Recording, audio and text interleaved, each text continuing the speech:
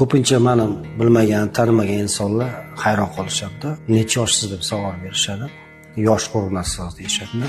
Vaholanki yoshim 40 ga borib qoldi-da. Bunga sabab nima? Men hozir buni tushuntirib berishga harakat qilaman. Bir olimning fikridan kelib chiqqan holatda. Bu ayollarga maslahat o'rnida qabul qilsa yaxshi bo'lardi. Inson erta tongda uydan chiqayotganda erkak kishi bo'lsin, xot ayol kishi bo'lsin, 6 soniya turmush o'rtog'idan, ayolidan, xot eridan bo'sa olish kerak ekan-da, yoki 20 soniya quchoqlashish kerak ekan. Обнимашка deydi rus tili bilan aytganda. Bu nima uchun kerak bu narsa? Buni olim kishi aytayapti-da, olim kishi isbotlayapti. 6 soniya o'sha bo'sa olgan paytingiz yoki quchoqlashib turgan vaqtingizda sizdan oksitotsin moddasi, ya'ni baxt gormoni ishlab chiqish boshlar ekan. Va o'z-o'zidan bu insonni birinchidan ko'p yashashiga turtki bo'lar ekan, ham yosh ko'rinishiga turtki bo'lar ekanda.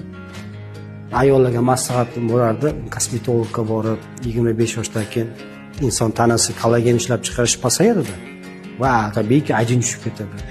Kosmetologga kollagen qo'ydirgandan ko'ra ko'proq shu erlar bilan o'pishib tursalar, quchoqlashib tursalar, kollagen qo'yish ham shart emas, kosmetologga ham borish shart emas. Tabiiy yosh va go'zal bo'laverasizlar. Buni olim kishi isbotlab berganlar.